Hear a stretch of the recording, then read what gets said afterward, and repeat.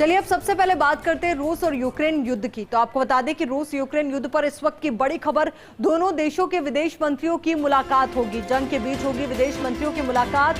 10 मार्च को तुर्की में होगी विदेश मंत्रियों की मुलाकात। तो बेहद अहम खबर इस वक्त आपके समक्ष। और आपको बता दें कि रूस यूक्रेन युद्ध पर इस वक्त की बड़ी खबर, दोनों देशों के विदेश मंत्रियों की मुलाकात होगी। जंग के बीच होगी विदेश मंत्रियों की मुलाकात। 10 मार्च को तुर्की में होगी विदेश मंत्रियों की मुलाकात। अब देखना ये बेहद महत्वपूर्ण होगा कि जब विदेश मंत्रियों की मुलाकात होगी तो उस दौरान क्या तमाम मुद्दों पर सहमति बन पाती है, क्या दोनों ही पक्ष तमाम मुद्दों पर सहमति जताएंगे। क्योंकि जिस तरीके से ये तो लगातार हम देख पा रहे हैं कि बातचीत का दौर भी जारी है, अलग अलग देशों के राष्ट्रपति की ओर से बयान भी दिए जा रहे हैं, प्रतिनिधि मंडल की ओर से भी बयान दिए जा रहे हैं। पर सबसे बड़ी बात यही है कि ये युद्ध विराम की स्थिति पर कब पहुंचेगा, क्या युद्ध किसी निर्णयात्मक घटनाक्रम तक पहुंचेगा, ये बेहद अहम सवाल इस वक्त सभी के जहन में घूम रहा है। क्योंकि आम लोगों पर सबसे ज्यादा इफेक्ट इस पूरे युद्ध का पड़ रहा है। कई लोग हैं जो ऐसे सुरक्षित निकलने की कोशिश और कवायद में देश छोड़ चुके हैं, तो वहीं कई लोग ऐसे भी हैं जो अब मातृभूमि के लिए हथियार उठा चुके हैं।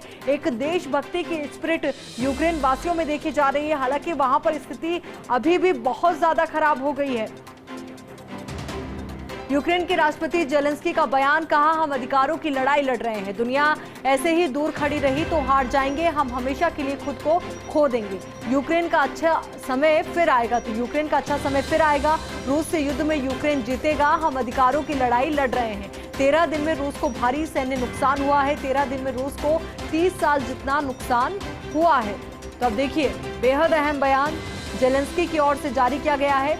यूक्रेन के राष्ट्रपति हैं जेलेंस्की, उन्होंने कहा है कि हम अधिकारों की लड़ाई लड़ रहे हैं, दुनिया ऐसे ही दूर खड़ी रही तो हार जाएंगे। लगातार वो अन्य देशों से मदद की मांग कर रहे हैं और ऐसे में अब उन्होंने ये भी कहा है कि अगर दुनिया ऐसे ही दूर खड़ी रही तो वो हार जाएंगे, हम हमेशा के लिए खुद को खो देंगे। यूक्रेन का अच्छा समय फिर आएगा, रूस से युद्ध में यूक्रेन जीतेगा, हम अधिकारों की लड़ाई लड़ रहे हैं। 13 दिन में रूस को भारी सैन्य नुकसान हुआ है।